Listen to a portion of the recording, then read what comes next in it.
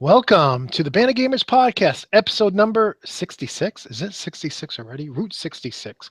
What a great number. Lucky. Lucky number 66. I don't know. It's whatever episode it is. And we appreciate you all coming back and watching and listening to the podcast. Yes, we have updated our podcast feed, and now you can get all the episodes on iTunes again. Isn't that great? I think so. But in any case, let me introduce you to who's here this week, and it's everybody you already know. It's the regular cast. We have, we'll go in order, starting with DB. Glad to be back. We'll go over to Prime. Hello, everybody. Our good friend Zeus. Coffee. I love coffee. And that's it. No Stone Cold, no Solar Racer X. Lance couldn't make it. Who am I forgetting? Is that it? I think that's it. Yeah. Okay. So if you want to guest appear on the show, just let us know. You know how to get in touch with us. I won't bore you with that. This week we're going to do something different. We're actually going to go through what we've been playing in reverse order. We're going to mix it up a little bit. And that means, Zeus, you ready, bud? Yes. Yep. Yeah, I'm good. I'm ready. It's all you.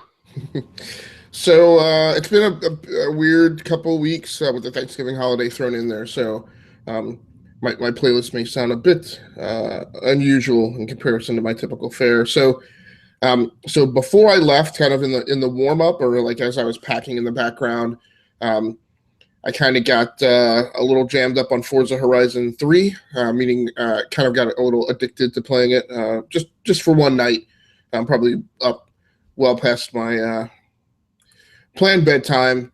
And I wound up playing it on Xbox One, so I don't know if everybody remembers, but I've actually been playing on the PC predominantly. But over the last few weeks, I'd gone ahead and cross-loaded it or downloaded it and installed it on my Xbox One, but hadn't gotten around to playing it.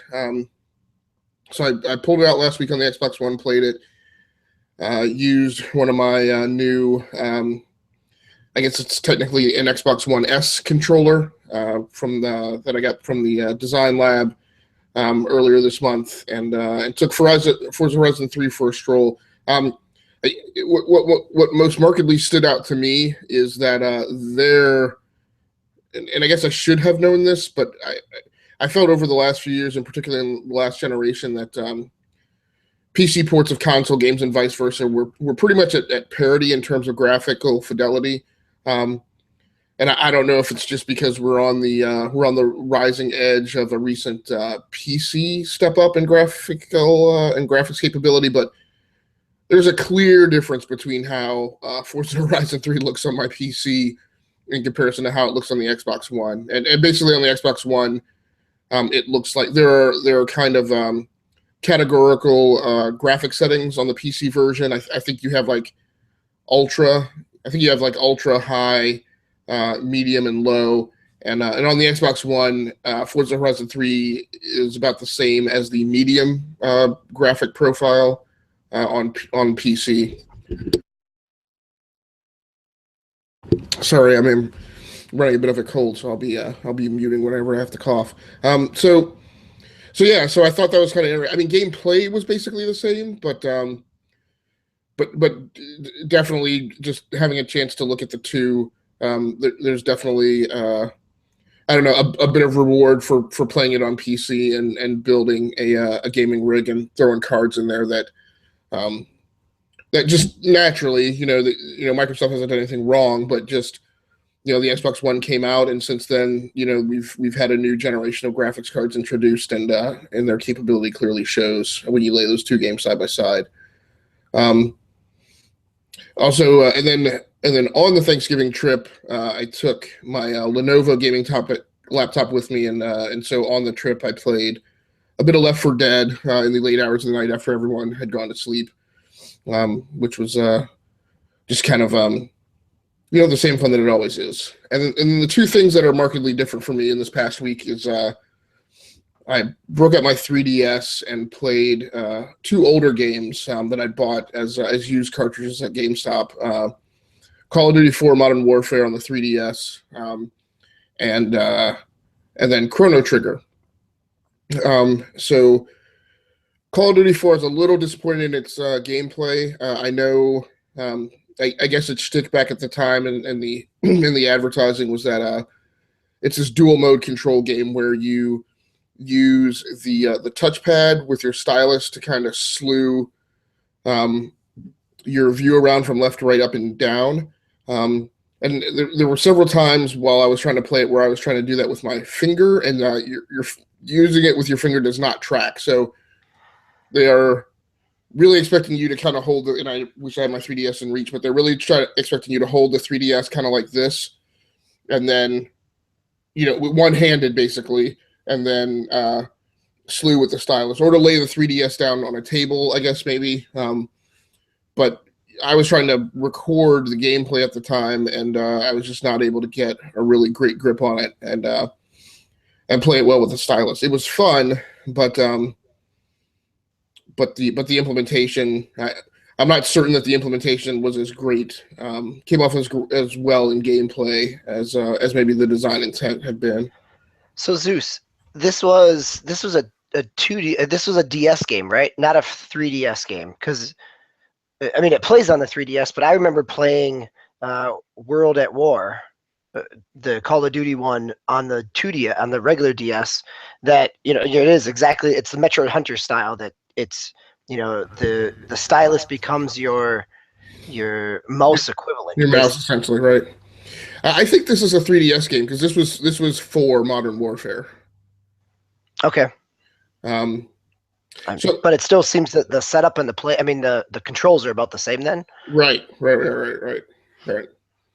So, and so it gave me an opportunity to kind of play around a little bit with this. So this is my recently obtained Contour Roam 3. So this is an action camera. Because, I've been trying to figure out a decent way to stream or at least video capture mobile games and handheld games when I'm playing on a device that does not have doesn't have a video output port. And so it's really tough to do because it's easiest to do with an iPad because you can actually rig a video output adapter to that and stick an Elgato HD60 in between the HDMI adapter coming off the iPad before it hits the monitor, and capture the video that way. But with my Android tablet and with the 3DS, there's no way to capture the video. So I normally have been using a camera that's probably about 2 to 3 times this size. And the way I have to rig it is I have to put it down on the table. You can kind of see the video on my YouTube channel going on behind me. But that's basically me, it's the camera sitting down on the table here where I have my mic right now.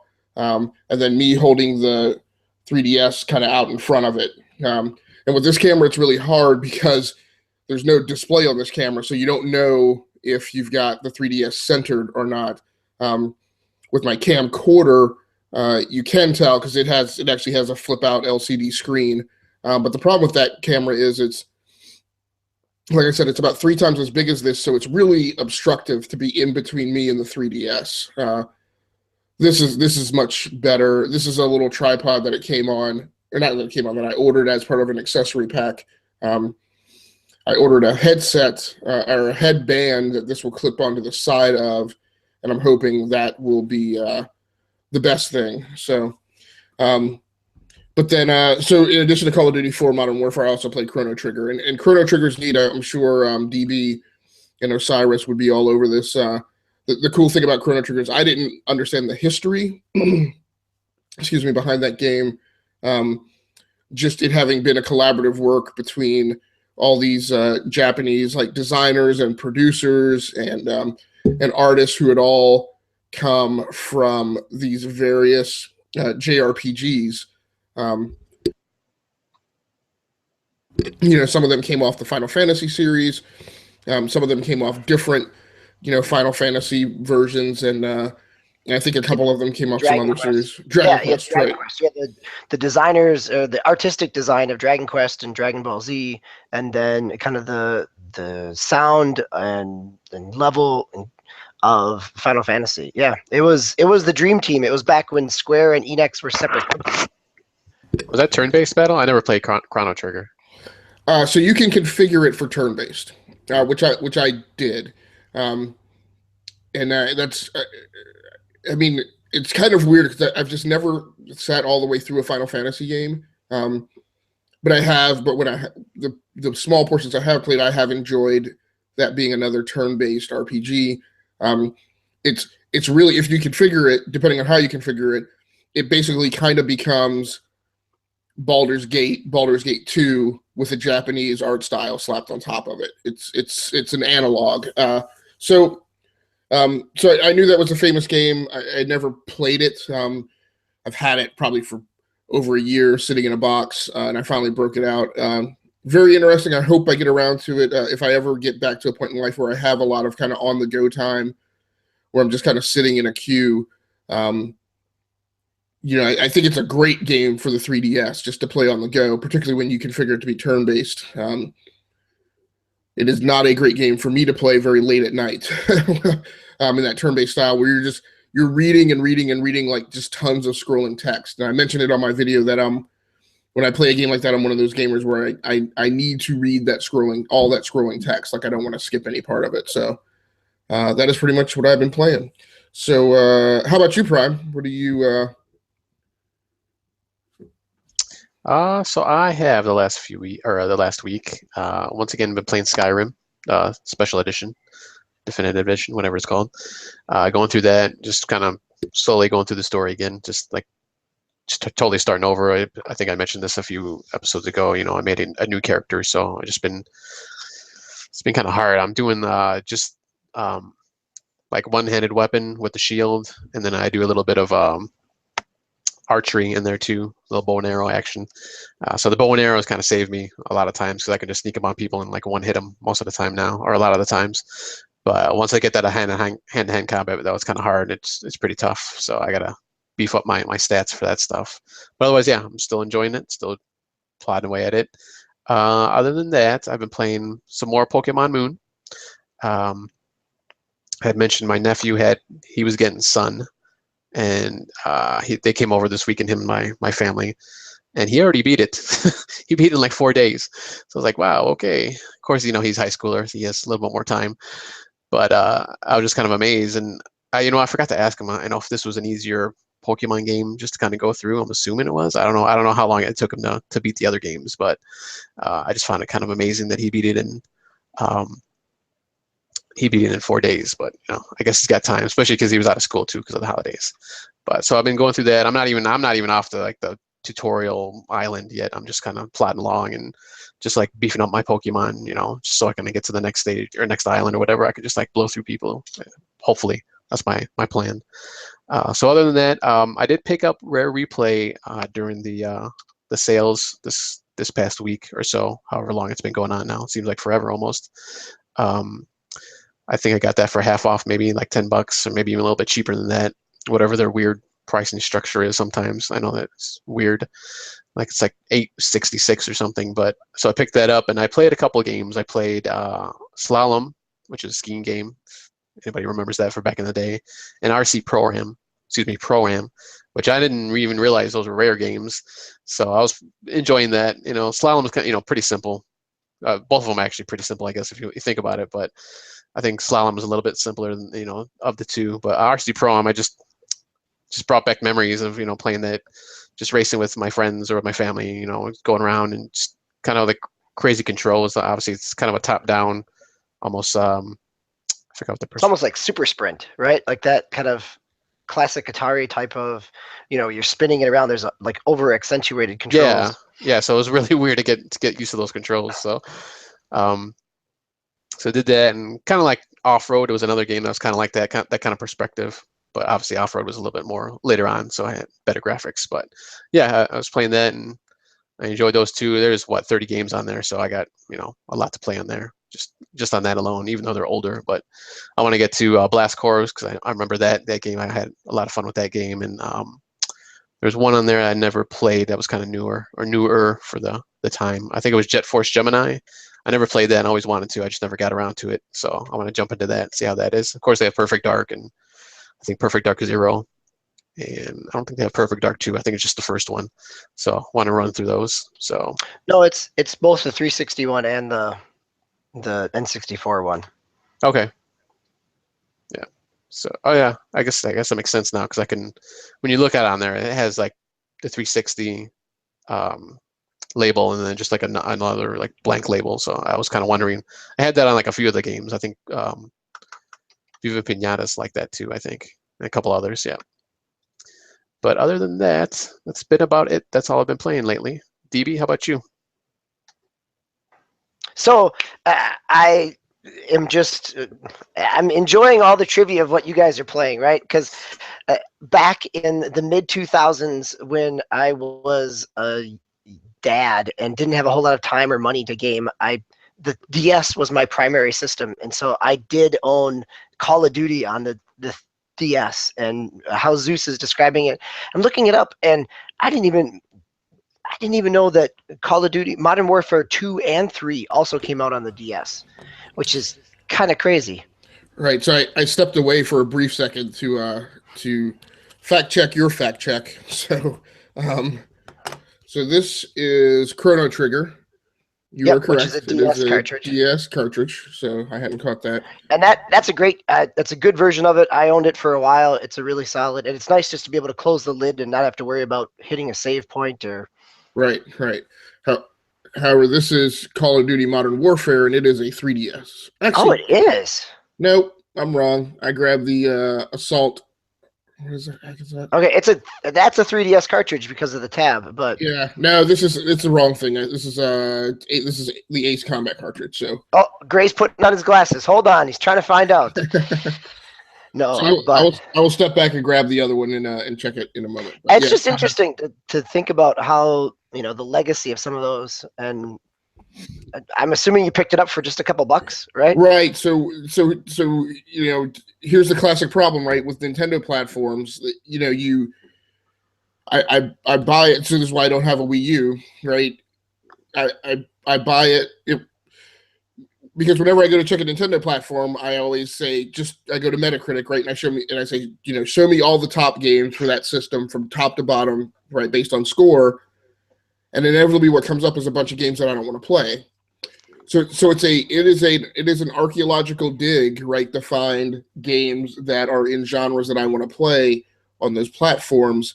And going back to the 3DS was, just as hard, even though it has a long laundry list of top games.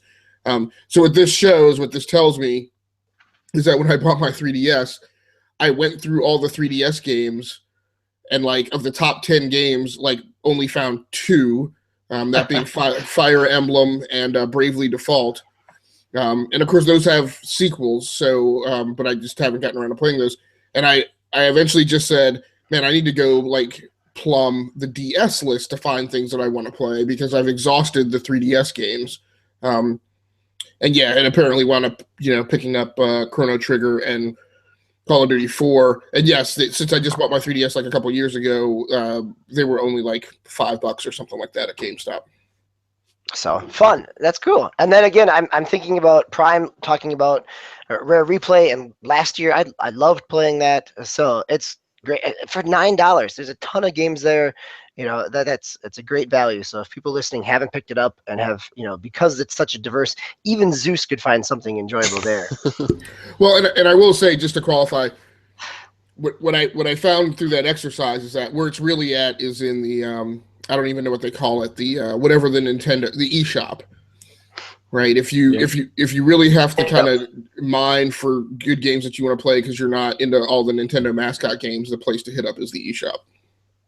Yeah, there's still a good amount of indie games there. And speaking of indie games, that's what I actually spent some of my Thanksgiving holiday on as you guys were traveling as well. Most of my gaming came from the PlayStation Vita, and actually, I'm even going further back than Zeus and played a little bit of the Game Boy Advance.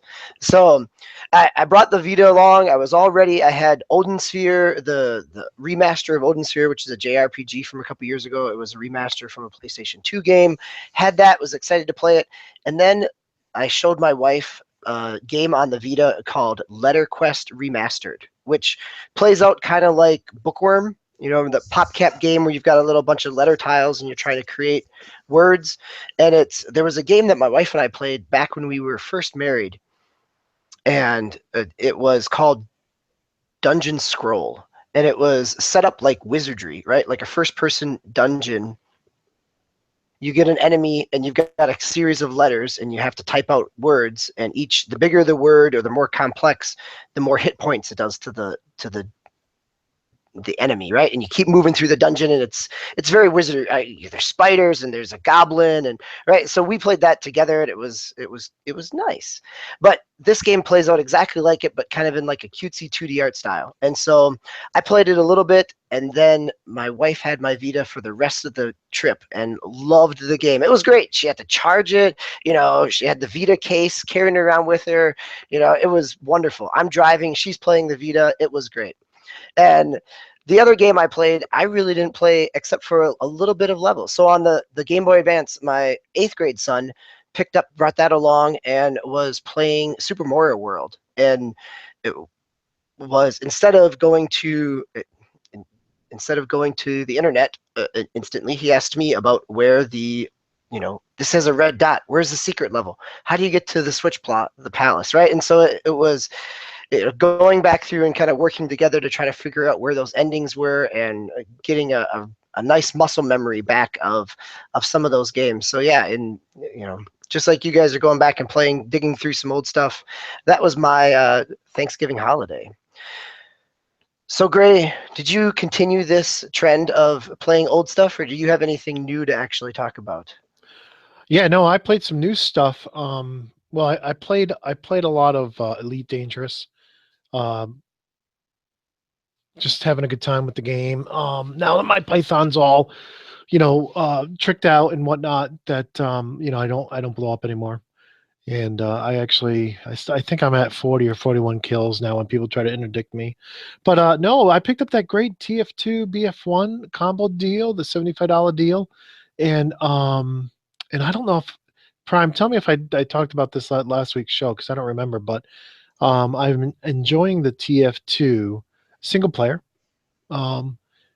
Pretty cool, really cool. And I think I did talk about this last week, because that's when I brought up Shogo, right? And yep. I actually found it in the attic today. But this is, if you've never seen Shogo and you ever have a chance to get this, this is a PC game. I thoroughly enjoyed this game. I just, matter of fact, I could go back and play it again. It was a great PC game. I don't know if it ever came out for consoles, but just so much fun. My older brother actually turned me on to this, and there's actually one level where you have to get out of your mech and save a cat. You don't hear about that in very many games. So playing TF2, I kind of felt like I was playing Shogo, because there was some sections in the single player where I was walking through, and I never got this feeling playing Frontier Defense. I guess mostly because I'm outside most of the time when I'm playing that in the original game. But yeah, as I was playing through it, I'm like, this is truly I truly feel like I'm in a mech, and no, I'm enjoying it. And the mech is kind of, the whole single player story so far, I think they've done a great job. I also, and I probably said this last time too, I tried playing some Battlefield 1 and felt like it was target practice, and I was the target. So yeah, I got to jump back into Battlefield 1 into some multiplayer, but that's that. I did try out. Thank you, Jetty.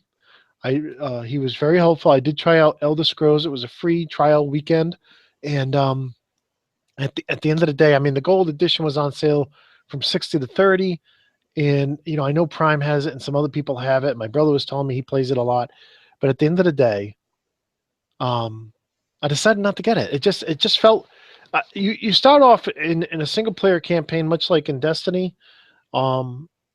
but it didn't draw me in. The story didn't draw me in, and I'm sure other people out there love the game, and God bless you. But for me, I just played it, and I'm like, you know what? It's not drawing me in. I'm not going to spend $30 on it. Same thing with Ark. I downloaded Ark. That was also a free trial, and I decided, even though it was $17, I'm like, yeah, I don't have time for this. Between TF2, BF1, Elite, and I just picked up Star Citizen, which really wasn't on sale, but I've been eyeing it for a long time. So I said, you know what? I got to use the rest of my gift card, so I'm just going to go and pick that up out of my PayPal while the money's there. So great.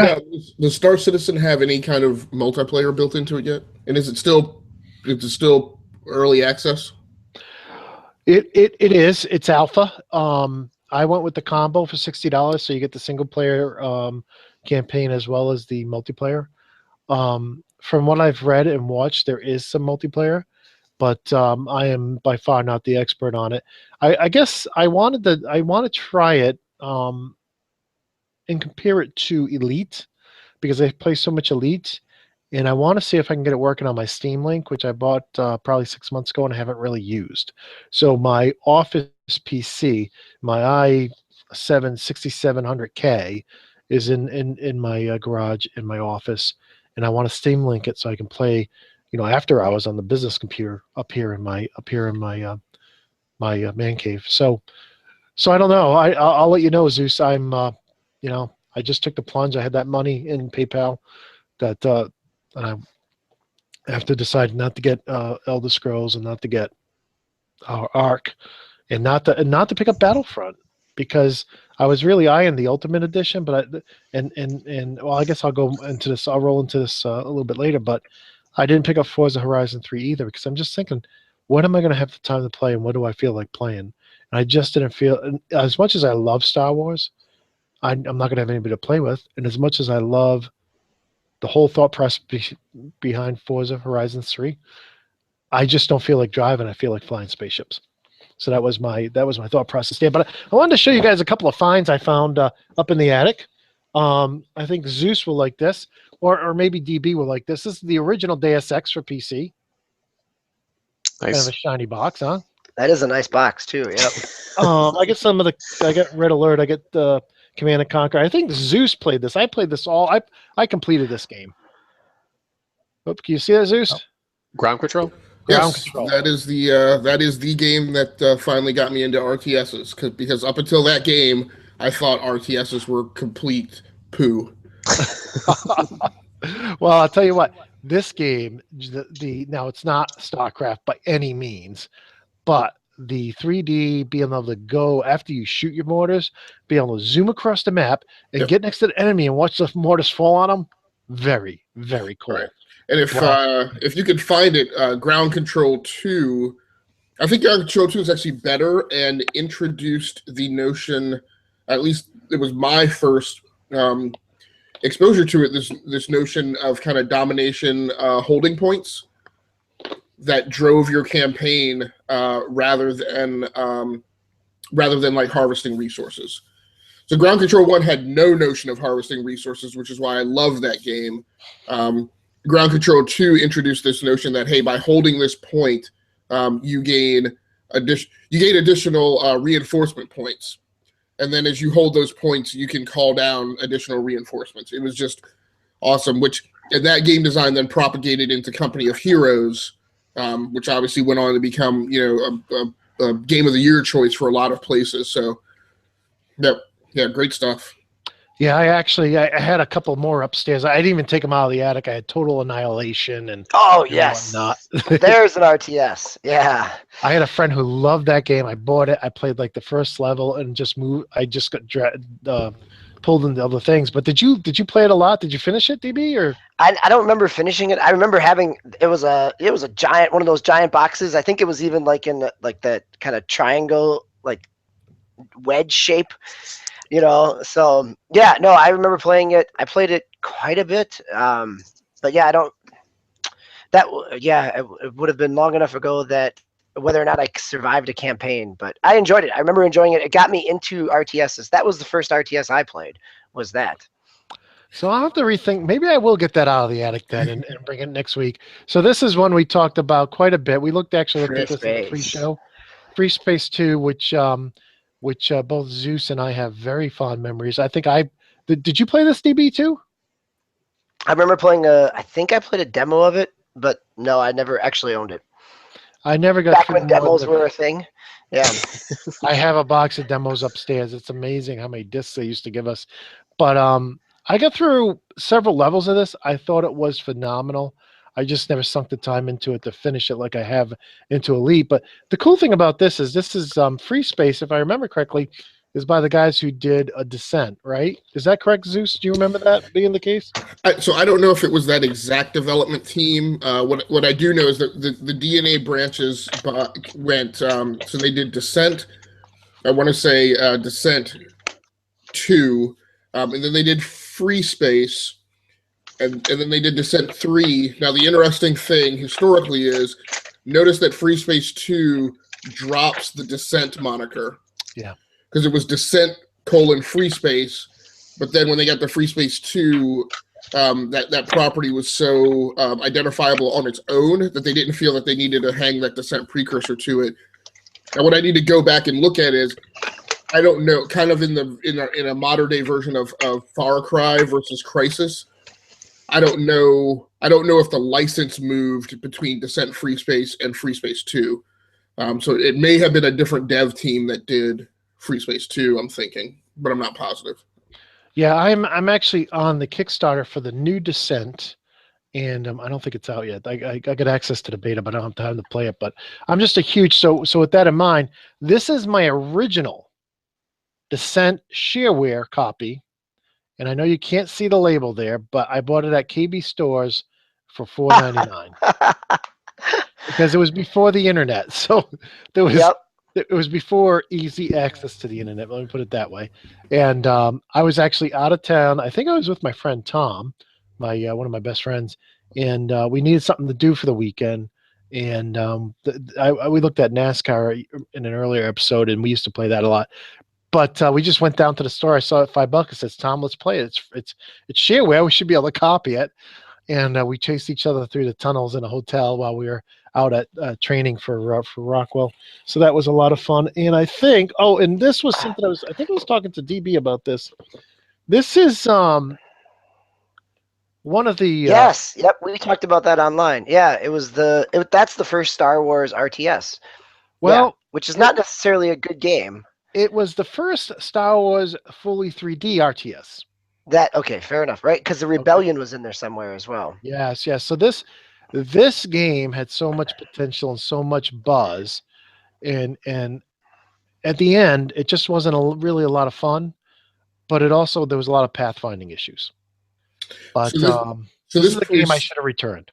So this preceded both the Age of Empires mod as well as Empire at War? I do not think so. Yes, it did. Yes, Okay, this fair. was late 90s, Okay. where the Star Wars Battlegrounds, which is more or less an Age of Empires mod, was 2001, Okay. Okay. I think. Okay. And then the Galaxy at War was later, because that actually had better space combat. Once this had such a horrible reception, critically horrible reception, they went to the people who made Age of Empires and said, "Make us a game." Right. That's my understanding. Yep. But graphically, it looked really cool. But there was some pathfinding issues. Guys would like kind of walk into buildings like they didn't have the, when you're designing a game, you typically put an invisible box around things you don't want people to walk into, right? And so that allows the pathfinding so the little guys walking around don't walk through a building. And they didn't do that very well with this game. And I'm not saying it was a horrible game. It was a beautiful game, but pathfinding and then the fun factor. The last thing I have here, Starlancer.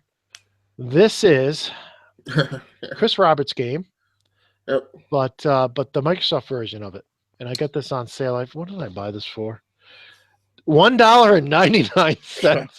And that one was on consoles. It was actually on the Dreamcast. I want to say. Woohoo, I got my Dreamcast here. But yeah, Dreamcast, see, and that's the problem. A lot of those older consoles, like there was a story on one of the websites about the Atari Jaguar. You need dual shock, right? You need dual analog joysticks, or else you're junk. And you know, having played a lot of Unreal Tournament on the Dreamcast, not having that second thumbstick is painful. But this is, I guess, Chris Roberts got out of this. He sold off to Microsoft. They produced this game, and then I think he got out of the business. And you guys correct me if I'm wrong, but that's what I remembered. So that's kind of my walk down memory lane. It was stuff that I don't have here on the shelf access to when we're normally. So I just found it in the attic, and I figured I'd go through that. And with that, we're going to roll right into this week's gaming news, unless there's anybody else have anything to add. Okay, nobody has it. All right. So with that said, a couple of PSAs here. Today only, I guess it's a Cyber Monday deal, is Xbox One S and PS4 Slim are on sale on Amazon right now. I put links on the CAG Facebook page and on my own Greylock3491 page on Facebook. They're both on sale for $212. Excuse me, $212.50. $212.50. Basically, $212. You can either get an Xbox One S or a PS4 Slim. That's pretty cool. That's the best price I've seen either of those consoles at since they launched. And that price, it came up during the day, and then it was off for a while. The Amazon price for the PlayStation 4 was off for a while during the afternoon, and now it's back. So there's a number of other deals, on Cyber Monday as well. There was a PS4 Pro, which was gone by the time I saw it, and then it was a refurbished only warehouse deal. But yeah, those are two great deals. So, what's that? I said refurbished already. Yeah. I get warehouse deal. It's probably an open package. Oh, okay. They refer. It was it was called used, but yeah. Warehouse deals are great. You get a damaged box, and it's all sealed inside. So were those Xbox One S's, were those the 500 gig SKU or the 1 terabyte?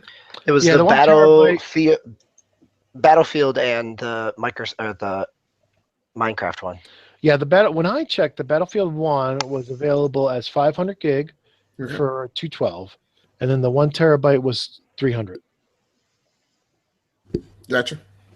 So it was the $212 is $75 or $78 off versus the other one's only $50, which seems to be a more common discount. Last thing I want to throw out is in the background. I'm just doing something different tonight, mixing it up. I have Burnout Paradise running on my 360 because I'm very excited that it's very shortly going to be free on the Xbox One. Free as with games with gold, right? And it's going to be backward compatible on the Xbox One. So how many people out there have played Burnout Paradise, DB? Nope. You've never played? What? You've never played Burnout Paradise? Nope, never played it. Oh, I'm not a huge racer, but Burnout Paradise is the best. Yeah, I heard it was always good, but I just never got around to it. I'll get it now because it's from free, but I hope so. How about you, Zeus? I've played it, and DB, I get your point, but so I don't personally categorize this as a racer. Yes, I'll give you that because it's an arcade game, right? Yeah. So yes, I've played it. My problem with it, and I think these memories are more so from the PlayStation 3 version. And PlayStation 3 had its own host of issues with multiplayer. But this,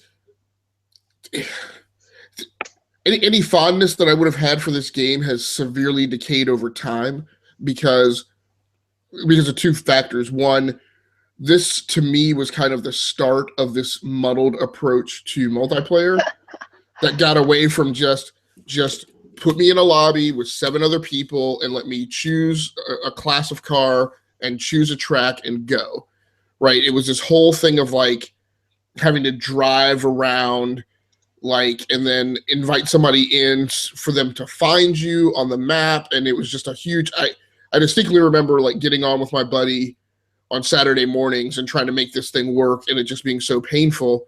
And then being, once we were in the game together, being just as painful to actually get into events. Because it's just inherently difficult to come up with a design that solves the problem of how do we let people connect via multiplayer in a racer that we've designed to be open world. And my response to that is you drop the open worldness, right? Because once I'm playing multiplayer, I don't care about open world, right? I want to play with my friend. So that's one. Two, man, we're doing a lot of gaming history tonight. So two, this is the team. This is Criterion, right? So this is the team that did Burnout Paradise, which was moderately popular in its own time, but then they graduated to the big time and they were handed the Need for Speed license. But one of the things that I have despised about the Need for Speed, that chapter of the Need for Speed franchise is what they did was they made it need for Burnout, right? They started to commingle the designs, and the worst convergence was Most Wanted, which plays much more so like Burnout and steps, in my mind, the most severely away from the Need for Speed formula. And until isn't that the only one that Criterion did? I thought they did. For Speed? I thought they did more than one. I thought they did maybe two, maybe three. Yeah, I think they did at least a couple. Yeah, I'll fact check it once we swing back to whoever's going to pick up news next. But yeah, I just dislike that game design because Most Wanted did this thing of like you defeat like the next person. It had the structure very much kind of like Sid Meier's Pirates, right? Where there's like a ranking board. Like in Sid Meier's Pirates, there's this ranking board of pirates. And every once in a while, you level up to a point where you can go after them and you take one down and then your name like takes that spot on the pirate board. Kind of the same thing. There's these series of Most Wanted and periodically you earn the right to challenge them. What really kind of hacked me off with Need for Speed Most Wanted is you would challenge them, you would beat them in a race, and then, right, then they would speed off at the end of the race, right? You're at a cold start. So the race ends, you get the result screen, you're at a cold start, dude is still rolling, right? He's under motion, and then you get a pop-up that tells you, chase the guy down and like crash his car or whatever, and then you can get the car. And I'm like, and the design and Burnout also had like just this huge like motion blur was like way overdone, right? Like motion blur was done like Abrams does sun flares, right? In his films. It was way overdone to the point where until I recently started playing again on my PC, right, with graphics cards that are now 2 or 3 generations beyond that game, until I started playing on that hardware, I couldn't see, right, what was going on. So, sorry, I definitely diverged into a rant. So yes, I do remember it. It was fun at the time, but over the course of history, it's become a game that I remember with a lot of negative feeling about it. Well, I had the PS3 version. I tried to play with some people I knew from business with it, and I'll tell you, it suffered from the whole PS3 issue of no cross chat, no cross game chat, no cross, independent chat mechanism outside of the game. And the problems we had, I still have the PS3 version on the shelf here. I played 2 weekends with these guys and I gave up. I mean, I'm like, this is not worth it. This is seamless on the Xbox 360. And the way we played, probably 7, 8, 9, 10 of us played is we'd get, first of all, if you're playing by yourself, the whole thing was to steal everybody's streets. Okay, so you're just driving around and you find a street that has somebody else's name on it, and you're like, I can beat that speed. And so you try to race down that street faster than they did, and as soon as you do, you get your name on that street, and they lose it, and they get a notice that you now on that street, and so then they come back and try to steal it back from you. And so part of the fun was just driving around stealing streets from each other, and another part of the fun was just driving around and smashing in billboards and breaking into gates and going places you're not supposed to go. But I think that the genius of the co-op was that there was several co-op challenges for 2 players. But if a third person jumped in and joined you, then there was a whole nother set of co-op challenges for 3 players. And then if another person joined you, well, there was a whole nother set of co-op for 4 players. And it was just ingenious. You could have people coming and going. And there was games like tag, and there was I just thought it was hilarious and fun. Did Paradise still have the pile up event type? Nope, Paradise went away from the crash mode where Right. you had like the pinball puzzle game aspect of it. No, that Right. was Nope, that was Burnout 3. gone. That was a lot of fun, right? Okay. Yeah. Exactly. All right. But Paradise is we should do maybe the next episode we should do co-op in Burnout Paradise Yeah, But, now that everybody can play it. for free on their See? Xbox Ones. And it's just funny because I played it on. I know you're trying to move on. I played it on PC, and I played it on PC. That was my first experience with it. Was on PC, and so it ran silky smooth. It had great graphics. I didn't have the J.J. Abrams lens flare that Zeus is talking about. You know, I eventually later got it on PlayStation 3, but you're right. PlayStation 3 had lots of other network issues. And Zeus is correct that Criterion did 3 different Hot Pursuits or Need for Speeds. They did Most Wanted, they did Hot Pursuit first, and then they did Rivals before. And I also just realized, trying to fact check, that Criterion was also involved in the Hotwire mode in Battlefield Hardline, so which was kind of like a racing mode within Hardline. Right. So, And it's just weird because like so that was the Hot Pursuit reboot, right? That was on the PlayStation 3. So there had just been a Hot Pursuit on PlayStation 2. And I loved Hot Pursuit on the PlayStation 3. That's one of those weird games where I didn't think I was going to play that much time, but when I go back and look at my stats, I have like hundreds of hours in that game. And I was a fan of Rivals as well. It had some issues, but what I loved about Rivals was that that's a place where drop-in co-op play did work if you were a cop, because it made it feel real. Like if you open your game up and let people see you and just drop in, you would be in the middle of a high-speed chase as a cop, and all of a sudden reinforcement shows up.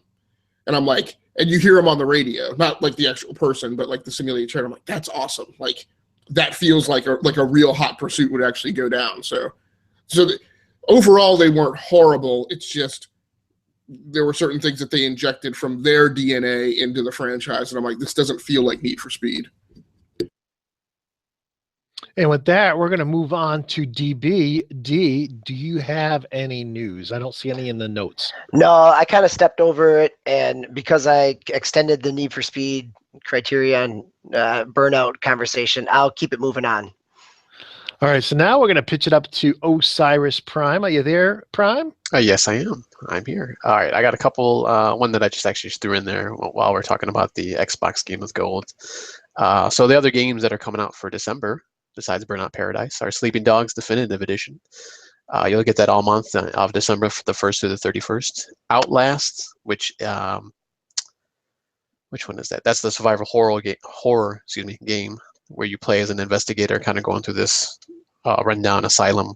I don't think you have any weapons or anything. I think you just got to avoid everybody, basically, for what I'm seeing of it. And that's December 16th. Those are both Xbox One. Then you got Outland, which I think I've heard of, but I've never seen or played. It's a 2D platformer. Yep. It was free on PlayStation years ago. Yeah. Oh, was it? Okay. Yeah. I've never heard of it or seen it. So 2D platformer that you just got to do puzzles, I guess, and defeat enemies somehow. At least from the description I'm seeing. And then obviously Burnout Paradise. Those last two are for Xbox 360, which are obviously backwards compatible on the Xbox One. So Outland is from December 1st to the 15th, and then Burnout Paradise is the second half of the month, the 16th through the 31st. So along with actually, I forgot to mention for Sleeping Dogs, there's actually, I guess, all the DLC comes with that, and that's like 24 pieces of DLC, which I'm not sure what that entails. Totally it doesn't say in the article I'm reading, but I'm assuming that's probably mostly like cosmetic stuff, maybe more or less. Yeah, there's 2 big expansions that came with it, and there's a couple small little side missions. One is like a endurance one, but you level up a lot as somebody who played it. And then it's a lot of different skins and uniforms and things like that. Was one of those DLCs like a zombie mode or zombie DLC? Yeah, okay. One of the 2 big DLCs was a zombie one. Yep. Okay, I think I remember hearing about that because I guess it was supposed to be pretty good. So yeah, I mean, it's a solid kind of open world third-person game. Yeah, and I think they're not the definitive edition, but just the regular 360 was free. I think last year, maybe, or even earlier this year. I'm not sure. I don't remember, but I remember playing it, so I'm assuming it was free on 360. But so other than that, the other story I had was some Nintendo Switch news that has come out recently. So January 12th, they're going to have, I think they've already kind of mentioned this, they're going to have a streamed presentation in New York. So it's supposed to be a 5-hour event. So I'm assuming it's going to be just basically all the information we hopefully are going to get on this, the new system, what it's about and what it's going to entail. Hopefully a price and exact date, since we only have March so far as the release window. But I guess then on the next day, on the 13th, there's going to be a private event. I'm assuming just for like reporters and stuff like that, where they're going to, I guess, showcase maybe the games and stuff. So I just thought that was kind of interesting that they're going to have kind of two events, I guess. But obviously one's a more private affair, where people will be able to look at the console and feel it. I'm assuming, and touch it and see what it's about. And then the day before, they'll just make the official announcement on and what the whole thing's about. So that's all I had for this week, unless anybody has any questions or comments. I guess I just want to follow up, Prime. I think I'm reading it a little different than you are. I'm reading it as it's a webcast, kind of primarily focused on their Japanese fans on the 12th. Right. And that one's going to be streamed so everybody can watch that. And then on the 13th is their event in New York, which will not be streamed. So maybe the big one is the webcast the day before or night before, which is where they're going to give up the Switch price, release date, and pricing. Yes, correct. So that'll be, and I'm hoping that what would make sense would then that we would expect to see pre-orders go live the following day. I hope so. So I'll be jumping on that. Did you just say Nintendo and make sense in the same sentence? Oh, Zeus. I think this is one we can count on them for, though. I think at a minimum, retail outlets such as Amazon are going to put pre-orders up, whether that's an agreement with Nintendo or not. Yeah. And then they'll just move your shipping date on you if Nintendo doesn't give them enough units. That's right. They're pulling Oculus. The December 31st, end of the year. That's always their placeholder for a date. But yeah. Hopefully we'll find out all the information, and yes, pre-orders would be nice. So we'll see. I will say that's awesome. That's a great piece of news, because I disappointed myself, because when I saw the headline originally, I thought it said January 3rd. And I was like, oh man, that's great. We get New Year's, and then like right after the New Year starts, we get this big Nintendo announcement, and I was like, oh, the 13th. So gotta wait a couple weeks. You gotta sit through CES and all that news, and then finally, I think CES would go right that week right before. And then it'll run right up to this announcement. So, is it that early, CES? I thought it was a little bit later. No. They've moved it to the right over the last couple of years. Oh, okay. I want to say I thought it starts at the beginning of the second week of January, so like the 7th or something. But I will check on that. Okay, cool. Great. Having fun there. Oh, I thought you were going to pitch it on to Zeus. I was just trying out some Burnout here. No, that's cool. I'll run down mine really quick. So the two announcements that I've seen is PSX is going on this weekend, and so Polygon, I think, were the ones who have broken that. They believe that this weekend will be an announcement of Marvel vs. Capcom 4 coming from Capcom. The details that they report are that the game will focus on, for the Marvel roster, will be driven by the Marvel Cinematic Universe characters. So they're expecting to see a lot of Avengers and a lot of Guardians of the Galaxy. Very little representation by the X-Men, which have previously been featured prominently in that franchise. And the other slight bit of news that I have is that the Rocket League Game of the Year Edition bundle is available on PS4 and Steam. And as you would expect, it is the full game as well as the 3 DLC packs. I'm not sure what the pricing is on that. We can $25, so $24.99 for PC, and I think it's the same price for PS4. And this, I mean, I know there's lots of bundles and things going on in Game of the Year editions. This is the first really big one that I've seen, just formally heralding that we are definitely fully in swing of the season for Game of the Year editions that bundle the game with all of the DLC that's come out in 2016, and in some cases 2015 as well. And that's all I have for news. Were you? All right. Oh, Go ahead. I said Go ahead. No, go ahead. Were you a big Marvel vs. Capcom guy, Zeus?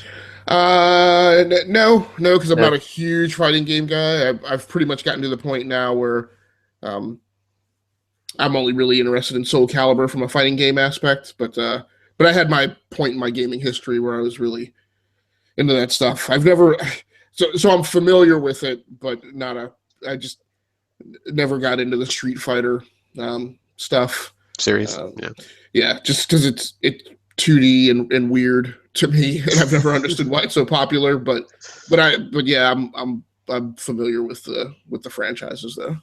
Okay, yeah, I was just wondering. I remember the first two. I mean, I really liked the first two, but the third one I just couldn't get into when it came out. They changed the controls around, so it was just weird. So I was just, I don't know. Hopefully this one goes back to just like, 3 buttons, 3 punches and 3 kicks. I think they kind of, I don't want to say dumbed it down, but they kind of, went back a little bit on the controls, maybe to make it a little bit easier. But I don't know. I was just used to that other style, and I couldn't get into it on 3. So we'll see. Although if it's just PS or just Sony, I don't know. I might have to miss on it anyway since I don't have a PS4. $212 right now. I'll go grab it. Huh? Yeah, try to Um, come back. All right, don't enable me. I know. I got enough Trust me, I games. was very tempted. It's like, but whatever. Plus, I got a new 3DS, so it's coming. There soon. you go. You get things to keep you busy.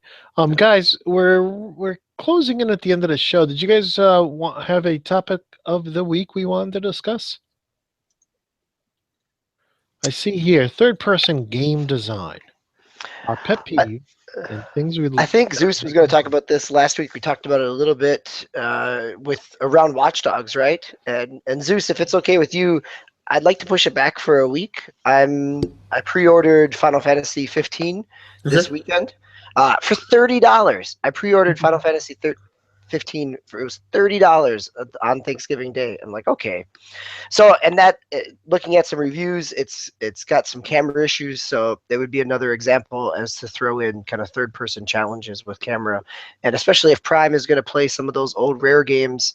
Jet Force Gemini is a game that I remember struggling with the sticks or the C buttons on the N64 to get the camera. So yeah, we could have a lot to talk about there. Yeah, I'll have to jump on that one. Yeah, I'd be fine. I'd be fine pushing that back. I think that topic needs a little more breathing room. I'd actually pitch. Maybe we push that off a week and maybe use that to start a show, just to give us time to get into it. Well, let me ask you this. I'm just thinking the last third-person game I played was The Division, and I thought the camera worked extremely well. Has everybody here played The Division? I know, DB, I know you played it, right? What do you think about? Yep. Let's just talk about just The Division itself and its camera. So I think The Division plays third-person camera pretty well. There are occasionally times when you get kind of wedged in for things, but because you get I'm trying to remember, right? You have somewhat of a lock-on assist, right? That you can. It's not constantly babysitting the camera. It doesn't become a first-person shooter type of game where your camera is your axis. Where so I think The Division does it pretty well. I'm really curious to see how Zeus's feelings on Watch Dogs, because it's another Ubisoft property, right? I've always felt pretty comfortable with Assassin's Creed and its cameras, which is, again, because it's Ubisoft, it's basically still the same engine. But a lot of times what you end up doing, at least what I ended up doing, is controlling, pushing forward on the left stick to run and move the camera around to figure out which. So Zeus, you played a little bit of The Division. How does that compare as on an Ubisoft level? So yeah, I guess the games that in my mind are in the mix in this are The Division, um, Watch Dogs, and Gears of War 4, right? Because those are kind of some of the big, at least the latter two were kind of big AAA releases for this holiday season. Um, and I'm not trying to sidestep your guys' question, but I think the cameras in all of those are fine. So I think, I guess what was personally in my mind when I threw this topic in was 10 years ago, I would say, this is the conversation we were having, right? Like the challenge of third-person games is the camera, and it's always like problematic and blah, blah, blah. I think by and large, the developer community has solved that problem. I think the average third-person game that comes out now does a pretty decent job with the camera. You know, this isn't the years of Gex, the Gecko, right, where the camera would get all smushed up and slammed in the corner and you couldn't see anything, right? So that kind of PS2 era kind of problem. Yeah, and that was a huge problem in the PS2 era. I mean, one, it was still people kind of holding on to platformer mascots with things like Jax and Ratchet, you know, but the camera was, you constantly were babysitting the camera. I can remember playing and enjoying the world around Kingdom Hearts, but having to constantly babysit that camera. And yeah, you don't have to do that in the Division. I mean, that's not something that you're doing. Right. And so when I threw this topic in, it was kind of to have the discussion about like the next ring, right, of issues and details that, again, the industry having predominantly solved that problem, but there's still kind of this contextual feeling, I think, that we attach to third-person games that we don't attach to first-person games, that that resets, you know, in a different on a completely different table, our set of expectations, right? And I frequently talk about, the fact that I don't tend to play a lot of third-person story-driven linear games, because they do something inherently different than a first-person shooter game. And it's not that one is more about shooting but it's another set of baggage. And I've been trying to unwind that like for a long time, right, and hadn't figured it out. But I think a large part of it is third-person games. As you open up the dimensions of your view, they open up the complexity of the problems that they set before you, right? So in a first-person game, you can only see one camera, right? You have your view. In a third-person game, you have multiple views, multiple angles. You can play with the camera. I sometimes talk about this as cheating, right? That, in a third-person game, what you can do, particularly in a game that has a cover mechanic, is you can set up at a door and you can look around the corner of the door, right? Which is kind of unrealistic, right? Because in a shooter game, you have to lean out to see around the door. But that creates a different set of expectations than it should with regards to how a third-person game handles combat.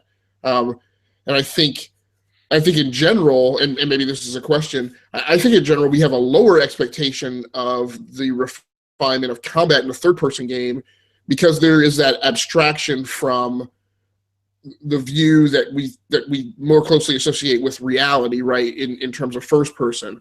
So there's that. The other problem I have with gaining traction in third-person games a lot is because they give you multiple views and a wider perspective, I think that's what naturally creates the desire for them to make puzzles, right, to kind of gamify a scene or a level or an environment in a way that's different than first-person shooters. Whereas first-person shooters always have with them associated the notion of speed and constantly pushing forward, right? There's not a lot of backtracking in first-person shooters as much as there might be in a third-person game.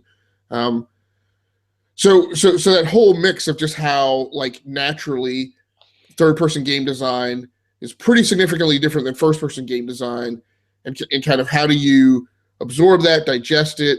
What's your mix of third-person versus first-person? How attractive do you find third-person games?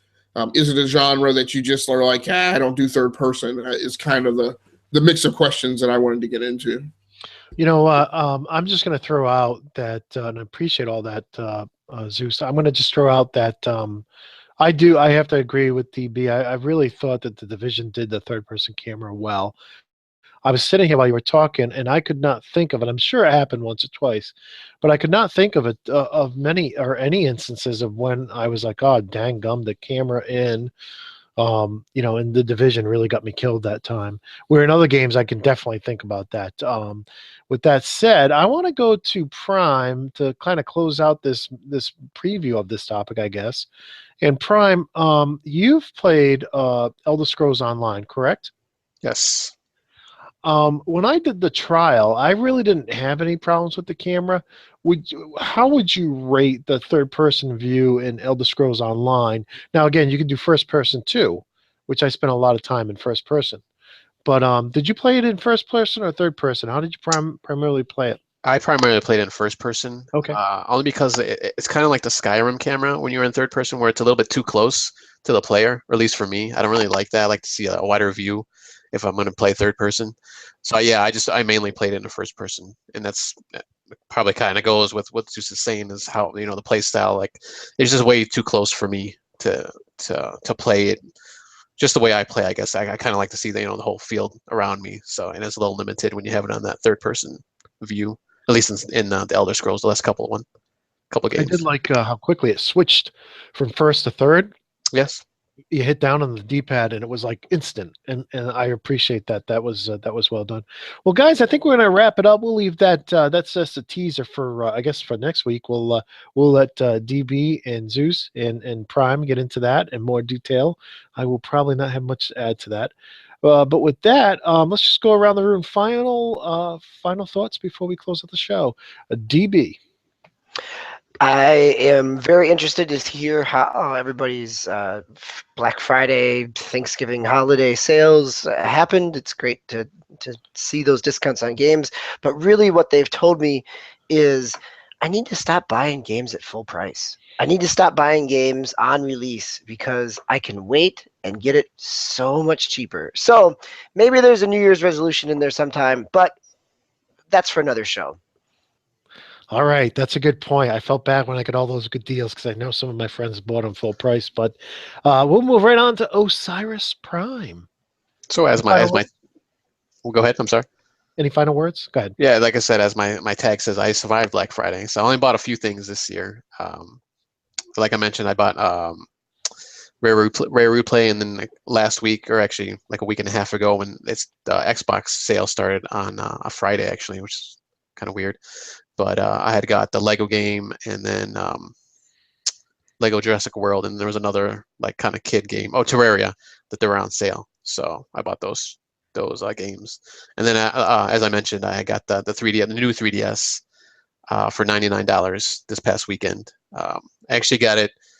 I think Saturday is when I actually was able to get the order in. So I'm supposed to get it within like another week or two. So now let's be honest here. You already had Skyrim. You already had Titanfall 2. Yes. You already had Call of Duty Infinite Warfare, right?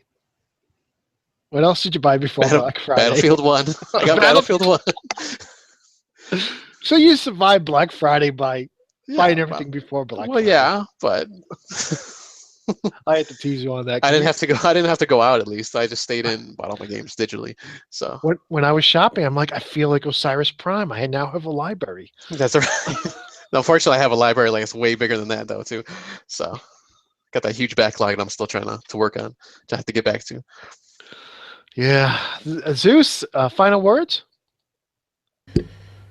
So my own final words is, if you get time, maybe stroll on by Rounding Off Infinity, my channel on YouTube, where there are all sorts of crazy games that don't fit into any one category or style of gameplay. So much like you guys, I've been all over the map. And then my last thing is, it's very interesting to me in all this discussion. I think on top of what DB mentioned, maybe one thing we should queue up for maybe right after Christmas, or maybe right before, is kind of a review of our holiday season and what we've picked up, kind of as you guys just went through. Because one thing I'd say is interesting is, of all the things that we've talked about that have released this holiday season, no one is apparently playing Dishonored 2, which I think is just a little interesting. Although people went after Titanfall 2, despite the fact that Titanfall was, largely considered kind of a disappointment. So maybe that's something to talk about. And I have that game, but have not played it. But I did pick up Deus Ex, despite the fact that definitely at least the second Deus Ex didn't fare very well. So I don't know, just something to consider. And that's all I've got for my final thoughts. All right. Well, I want to thank all of you for coming on behalf, and I want to thank you for watching and listening on behalf of DBQ Hams, Osiris Prime, Zeus Adamus, and myself, Greylock 3491. Thank you, guys. And until next time, peace.